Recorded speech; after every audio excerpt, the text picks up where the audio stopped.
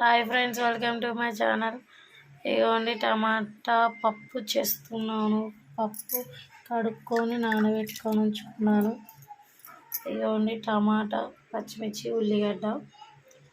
ఇందులోకి నేను కారం వేసుకోకుండా పచ్చిమిర్చితో చేసుకుంటున్నా. టేస్ట్ బాగుంటుంది, ట్రై చేయండి మీరు కూడా.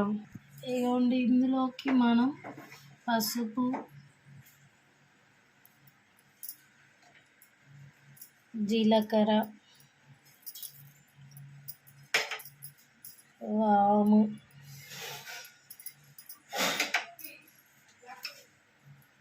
సాల్ట్ మీ రుచికి సరిపడా ఇవి కూడా వేసేసుకుందాం. పచ్చిమిర్చి, ఉల్లిగడ్డ, టమాటా అన్నీ వేసేసుకుందాం.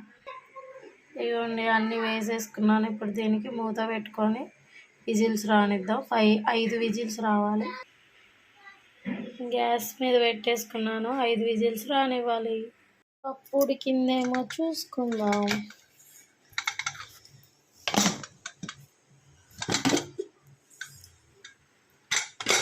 మంచిగా ఉడికింది. మనం గంట పెట్టి తిప్పేసుకుందాం. ఇప్పుడు దీన్ని తాలింపు పెట్టేసుకుందాం. తాలింపుకి కావాల్సిన పదార్థాలను చూపిస్తాను. ఇవ్వండి జీలకర్ర, ఎండుమిర్చి, ఎల్లిపాయ, ఇంగు పొడి, కరివేపాకు, కొత్తిమీర. ఇవ్వండి కళాయిలోకి ఆయిల్ పెట్టేసుకున్నాను.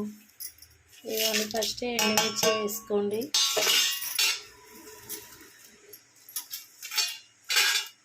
అవి వేగాలి. ఎండుమిర్చి వేగుతున్నాయి. మనం ఇప్పుడు ఇందులోకి ఎల్లిపాయలు కూడా వేసేసుకున్నాం. ఎల్లిపాయలు కూడా వేసేసుకుని ఒకసారి కలుపుకుందాం. తర్వాతకి జీలకర్ర వేసుకుందాం. జీలకర్ర వేసేసుకున్నాను. ఇది మంచిగా కొద్దిగా వేగాలి.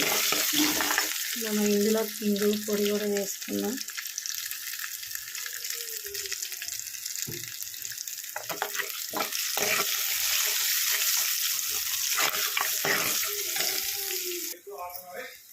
ఇంగువ కూడా అన్నీ వేగినాయి. కరివేపాకు, కొత్తిమీర వేసేసుకున్నాం. వీటిని ఒకసారి కలుపుకొని ఇప్పుడు ఈ తాలింపుని మనం పప్పులోకి వేసేసుకుందాం.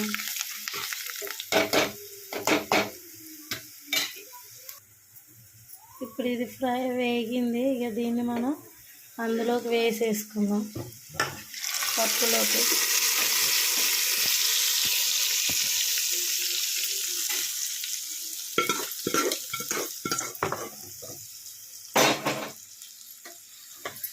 ఇదిగోండి టమాటా పప్పు. కారం లేకుండా పచ్చిమిర్చితో ఇలా ట్రై చేయండి. చాలా చాలా టేస్టీగా ఉంటుంది. Okay friends, bye. Please subscribe, like చేయండి, షేర్ చేయండి. సబ్స్క్రైబ్ చేయడం మాత్రం మర్చిపోకండి. Bye bye.